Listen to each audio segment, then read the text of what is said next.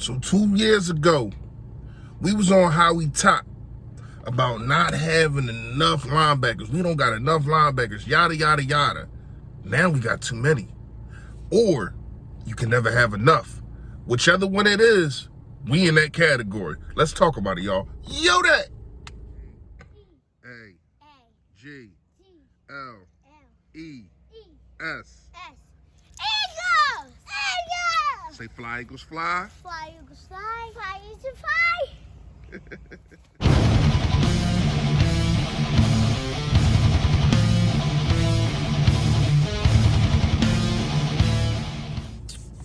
Yo, that man, you know who it is, you know what it is. Your boy, Fully Fresh, a.k.a. the General here reporting for duty. Listen, if you have not done it, I appreciate in advance if you just hit that sub button. That's right there. There it go. And also, man, it's a bell next to it to let you know when I put up all this flavor. Last but not least, please hit the thumbs up button, man, for your boy, the like button. Push the content out there. More people get to see the merch. You know what I mean?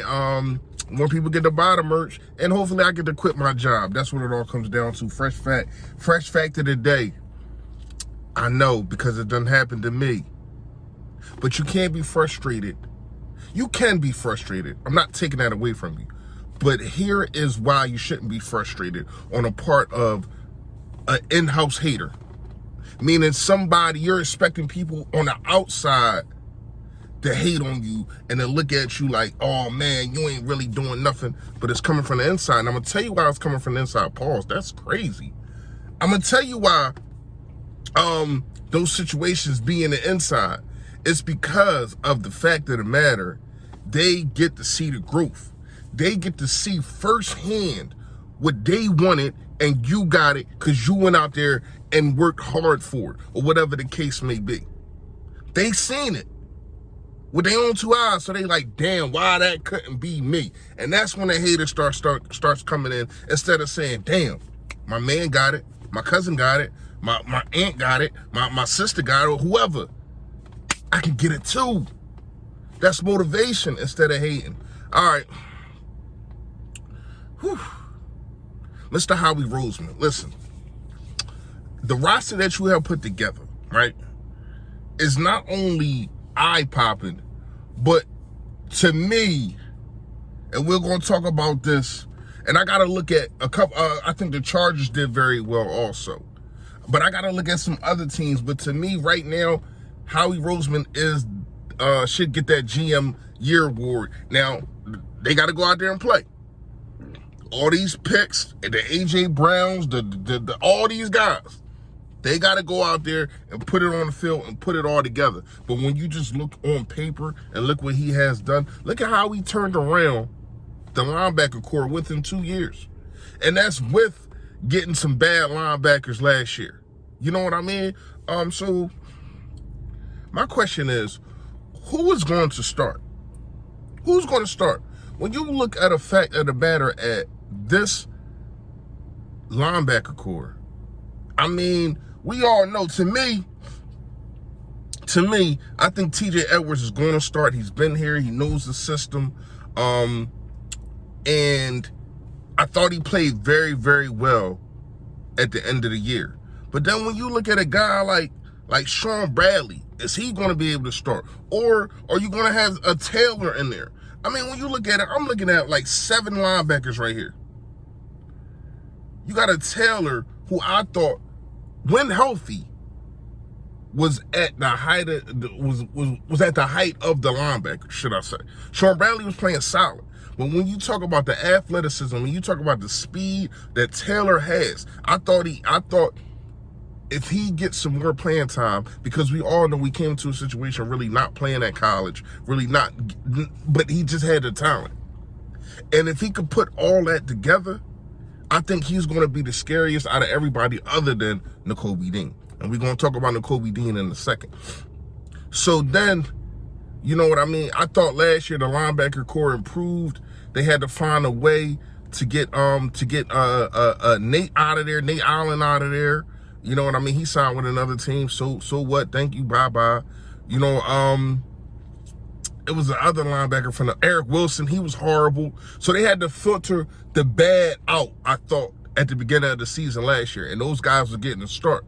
And then the linebackers did play better, like I said, with Damian Taylor and also with T.J. Edwards. But now when you bring in, you got a situation to where though you bring in Kaiser White.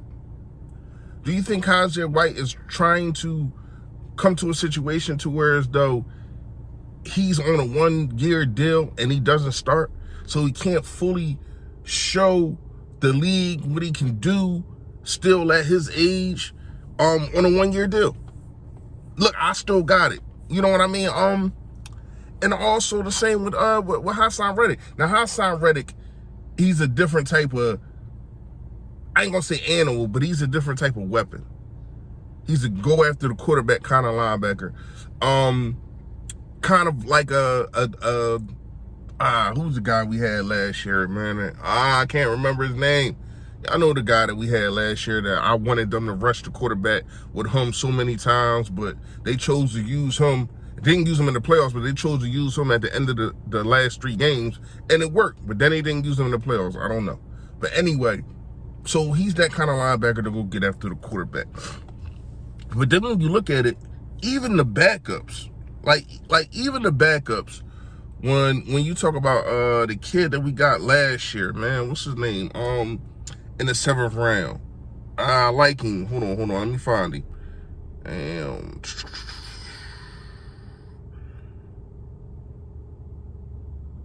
Why don't I know his name? Jacoby Stevens.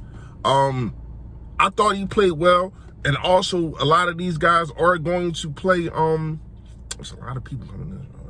A lot of these linebackers are going to be able to play special teams. That definitely is a plus when you look at the situation of probably a Stevens, even a Taylor. I don't think Kaiser White is going to play special teams. I don't think Hassan Reddick is. But then you got guys like, you still got guys like Patrick Johnson. You know what I mean? Like, and this is a guy that we drafted last year also. I mean, I just think when we talk about positions, this is one of the loaded positions that we have. I mean, you could say wide receiver, offensive line, definitely not safety, definitely not cornerback. This right here is one that we complained about, and I thought that Howie understood the assignment. I thought Howie understood the assignment. He said, you know what? A lot of people are starting to run the ball on us.